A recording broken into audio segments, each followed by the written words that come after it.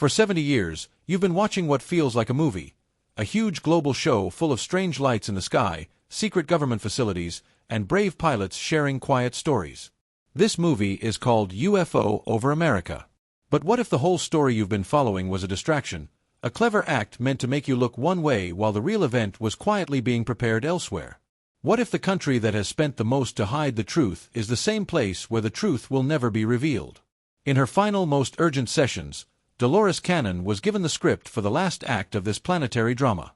She was told that the grand finale, the moment of open contact, would not happen on the stage we've all been watching. It would take place in a single country, not chosen for its military strength, but for its ancient spiritual frequency. Today, we are not here to review the old story. We are here to reveal the script for the final scene. We will identify the one nation chosen to act as a bridge between worlds and explain the metaphysical reason behind it. The curtain is about to rise. You need to know where to look for the first contact. To understand that, we must first see how we have been deliberately misdirected. For more than 70 years, the story of extraterrestrial life has been carefully controlled, mostly by the United States. From Roswell to Area 51, from Project Blue Book to recent congressional hearings, UFOs have been framed as an American story.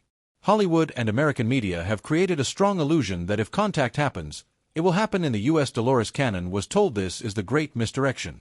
The superconscious explained that while the U.S. has been at the center of the cover-up, it will not be at the center of the unveiling. Its national energy, focused on military power and economic dominance, is incompatible with the peaceful frequency needed for open contact. A source in one of Dolores' sessions said the energy of the U.S. is one of confrontation, us versus them. The Galactics cannot land where the first reaction will be fighter jets. The ground isn't ready. They have been keeping the secret, but they will not host the ceremony. This rules out the world's top superpower. What about another major power like China or Russia? The superconscious was clear. Any country focused on geopolitical power or military expansion is also unsuitable. This eliminates all the big players and forces us to look at prophecy differently. Not through power, but through frequency. Not military strength, but spiritual purpose. The choice of the first contact nation, Dolores was told, has nothing to do with modern politics. It is about ancient history. The key lies in a lesser-known part of Dolores Cannon's work, the legacy of Atlantis. The superconscious described Atlantis not just as a lost continent, but as a galactic experiment, where souls from across the universe came to experience physical life. It was full of advanced technologies and extraterrestrial genetics. But it collapsed under its own technological pride. The fall of Atlantis wasn't the end, it was the start of a planetary diaspora. A source explained that before the final disaster, the great crystals were activated, not to destroy, but to preserve. They stored the DNA, knowledge, and consciousness of the Atlantean experiment in certain soul groups and in the planet's crystal grid. Souls were scattered, knowledge buried, and a planetary quarantine was put in place. This quarantine has lasted thousands of years.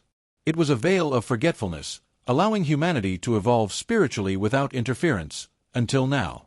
The Great Awakening, the shift, and the event all describe the same thing: the lifting of the quarantine and the first official contact. Where will this happen? The superconscious explained that it would be at a primary exit point of the Atlantean diaspora, a place where the ancient energy is still strong, where the land remembers our galactic origins. Dolores cross-referenced hundreds of sessions, and one region kept appearing, a land that would become a modern nation. The evidence forms a clear pattern. Clue 1, the Andes. A high priest group from Atlantis, carrying sacred knowledge, was guided to the great mountains where the energy of the serpent sleeps, the Andes and the planet's Kundalini energy. Clue 2, purity of the land. The group chose a sparsely populated, energetically pure place, where new frequencies could take root. Clue 3, connection to the stars. The chosen location had a portal to the cosmos.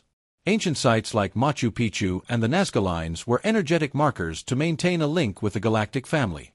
Clue 4, physical evidence. The land itself shows proof. The precise stonework of Sacsayhuaman and Puma Punku could not be replicated even with today's technology. These are energetic fingerprints left by Atlantean survivors, hidden advanced knowledge. When Dolores synthesized all this, one country consistently matched all criteria. In a pivotal session, she asked, Where will the first ships land so people know it is real?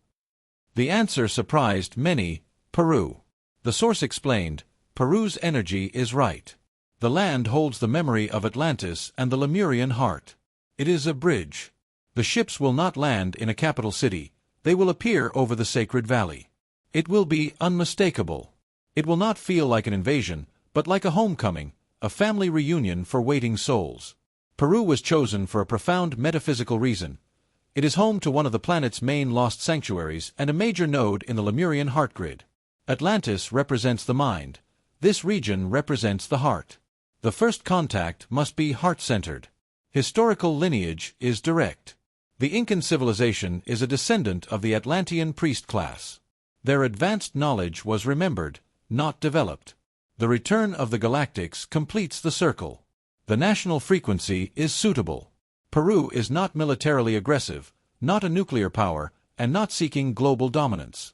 Its energy is neutral, a safe harbor for this event. This will be a domino event, the moment denial becomes impossible. Millions will witness it, recording it on their phones. Ships of light will hold a silent, peaceful vigil over sacred sites. Governments and media will try to control the narrative, but it will be too late. The truth will be undeniable. What happens after? The immediate aftermath will be energetically intense. It will test humanity on a global scale. The superconscious offered guidance for individuals, a simple 3-part protocol for the first 100 days after contact. Rule 1. Disconnect from the fear broadcast. Ignore the media and fear-based messaging. Guidance comes from within. The galactics communicate through peace, not fear. Rule 2. Be an energetic anchor, not a preacher. Friends and family may be scared and confused. Don't try to lecture them. Simply radiate calm, listen without judgment, and maintain peace. In a chaotic world, calm becomes leadership. Rule 3. Await your personal invitation. Open contact begins with a global announcement, but personal communication comes later, in dreams, meditations, and telepathy. They cannot violate free will.